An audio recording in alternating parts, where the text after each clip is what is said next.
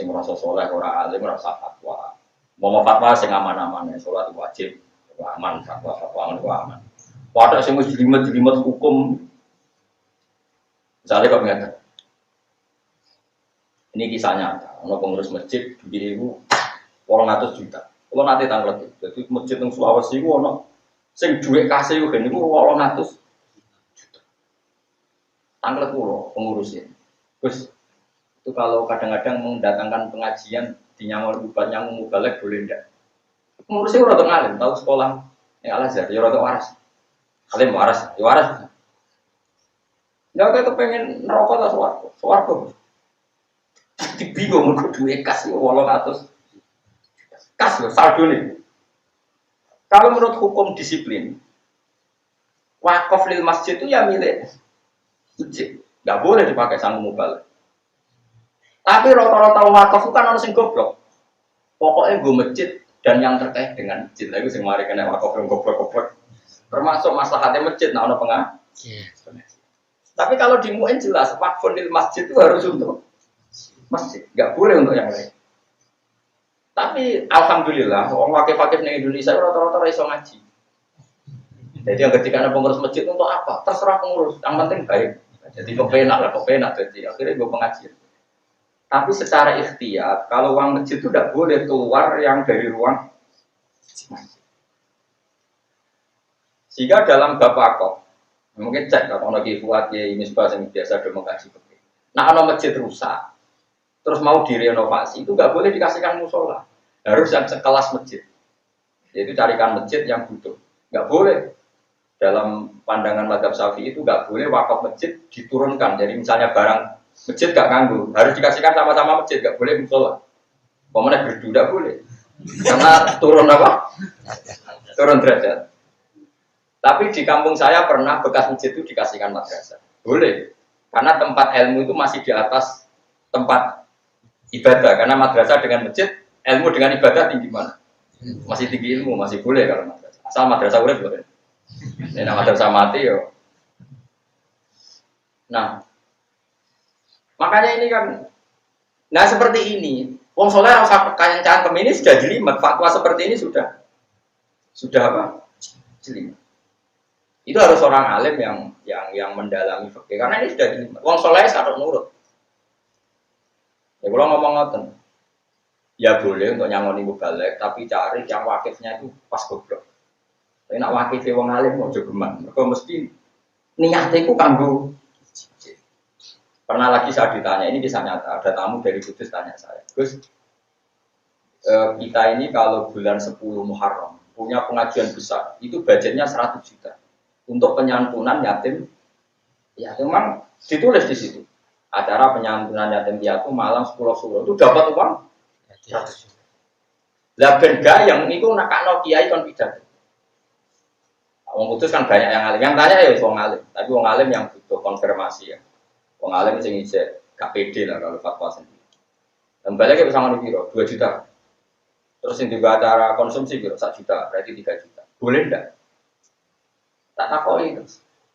Ki jenis wong alim sing hati-hati apa sing ngawur? Hati-hati, oleh. Yang nyumbang yatim piatu itu meskipun Muhammadiyah atau PKS atau Wahabi disebut yatim piatu itu pasti mudah nyumbang. Gampang ikhlas ya. Karena yatim piatu itu mujma' alaih, wong mesti iba. Disebut yatim piatu itu orang kan iba. Sing anakno NU lah wong PKS yo nyumbang, wong Wahabi yo nyumbang. Tapi nek disebut mubalek, ngerti mubalek ke NU. Oh, sampai PKS ras itu nyumbang, semua habis ras itu. Ayo jajal misalnya ada pengajian sing pidato Pak Sukino apa kok nyumbang. Sing pengajian sing pidato Pak Marzuki Mustafa apa prompai Pak Sukino nyumbang, ayo jawab. Artinya disebut pengajian tuh balik wis lah, misalnya pidato rutin apa nyumbang. Udah itu jatuh barang.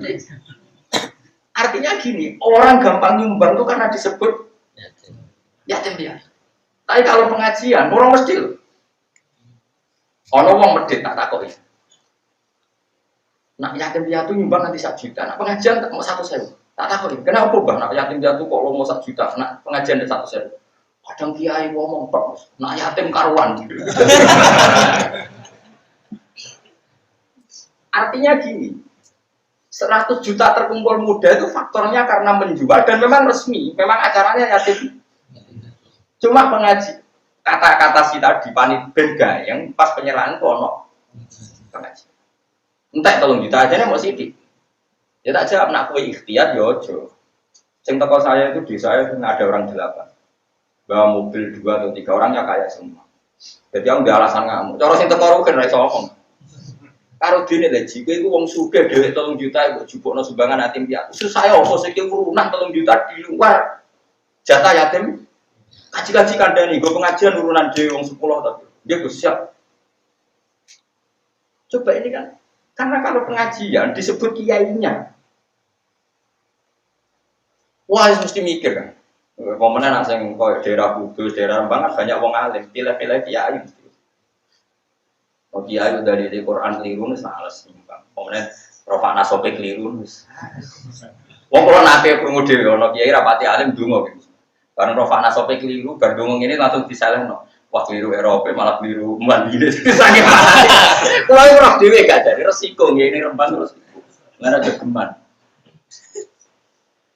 Wong sing sinau alfiah aja akeh sinau kudur ya ramen. Lah ngono kok mesti pilih-pilih Kudus barang akeh wong alim mesti aman-aman pidatone kono ora. Ono sing neliti Eropa. Ono sing hafal Quran neliti wacanane. Sing ahli fikih neliti jerurane fikih loro. Nah menurut saya kalau seperti itu yang 100 juta harus tetap ke yatim.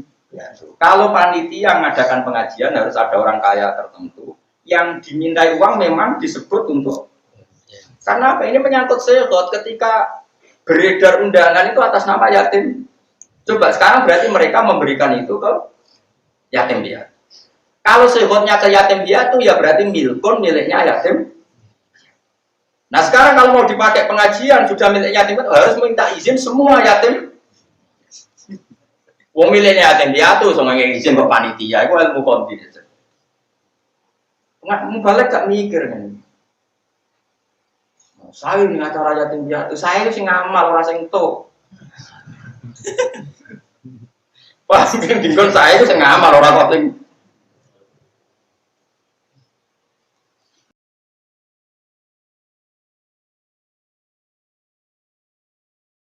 Mana apa sing biasa ngaji aku, tapi pidato mikir. Nah acara yatim piatu boten nih. Tekor tadi pidato tapi sampai berapa tompo. Utawa takoi panitia niki artono. Karena dijawab, gak harus sumbangan itu kalau dikecap meter gak jeneng aku astagfirullah. Karena aku pengen soleh ya Allah.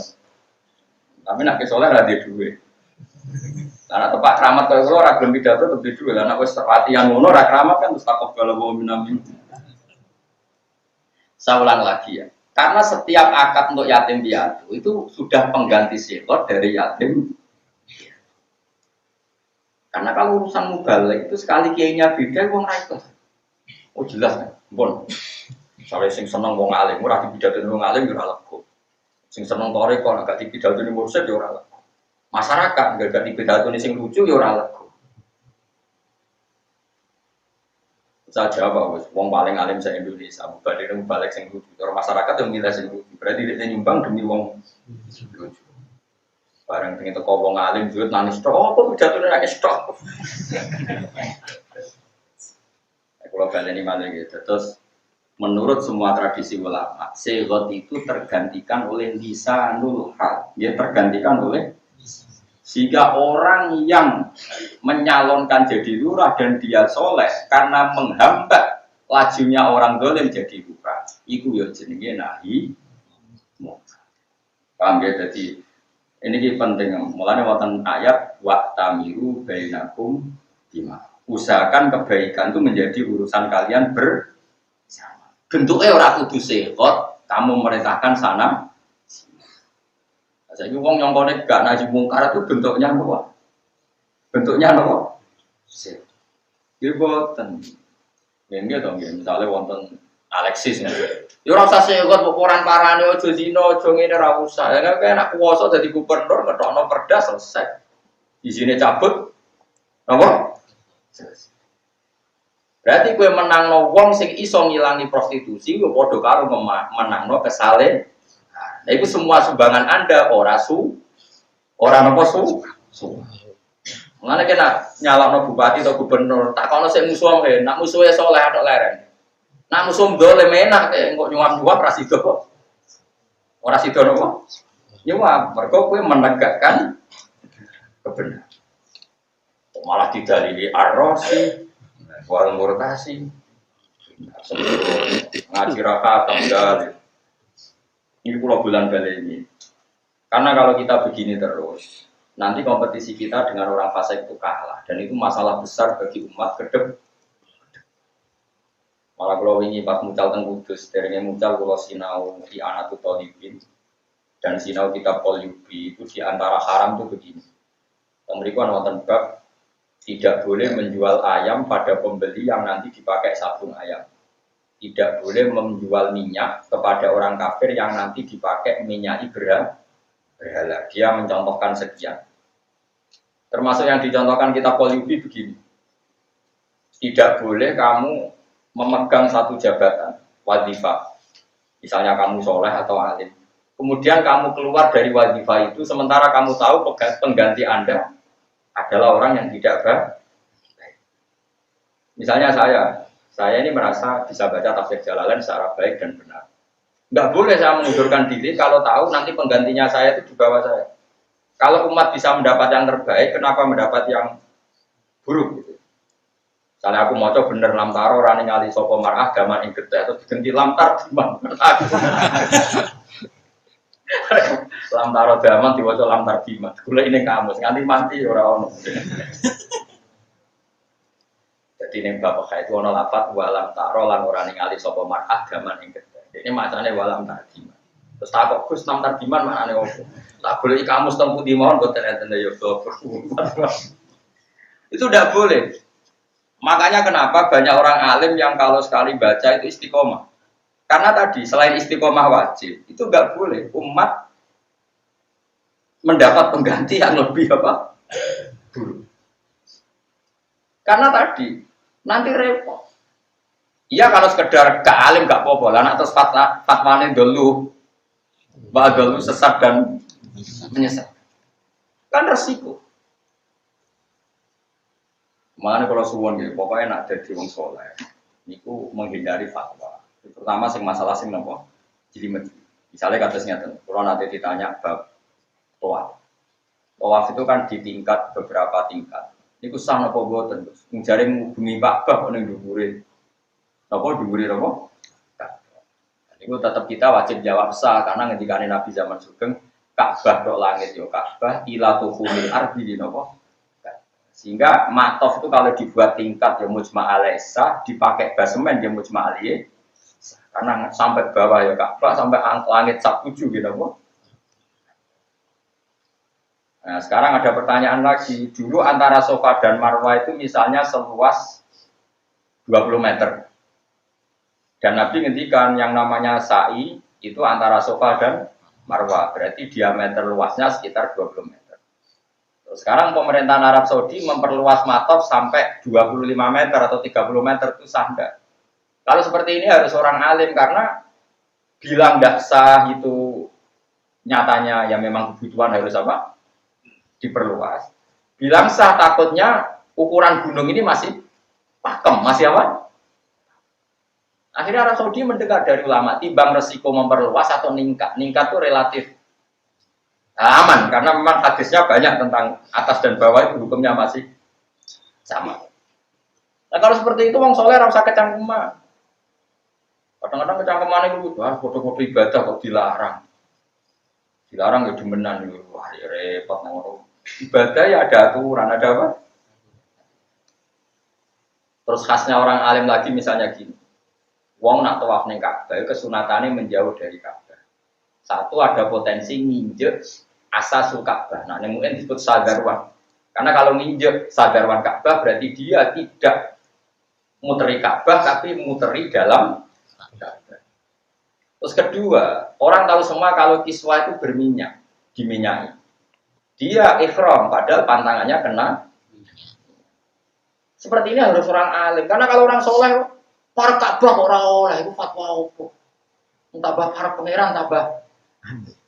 Ora iso ngono dul, iki urusan ilmu mbok antem kromo. Tapi koyo kita itu minoritas. Senengane wong tua yo malah banyak pelipis wah. Apa bungok-bungok. Wong Ethiopia wong itu. Indonesia ku jek apik anut KPI. Selain dosokan kalah. Yo marek yo anut KPI yo wedi dosokan. Makanya ini kan pentingnya, penting saya utarakan. Terus kalau suwun nak masalah fatwa ini ikuti orang alim. Karena kalau udah alim itu repot. Fatwa lagi fatwa. Ilmu itu jelimet. Mana saya ulang lagi ilmu itu jelimet. Satu, ilmu atau akad bisa diekspresikan dengan sifat. Dua dengan akwal. Saya ulang lagi, dua dengan sehingga orang-orang kaya yang jual tanah yang potensi dipakai maksiat itu hukumnya wajib. Begitu juga orang soleh yang yakin kalau jadi DPR lurah dia soleh, ya wajib berkompet. Dan semua pembiayaan ini jenisnya membiayai kebenaran.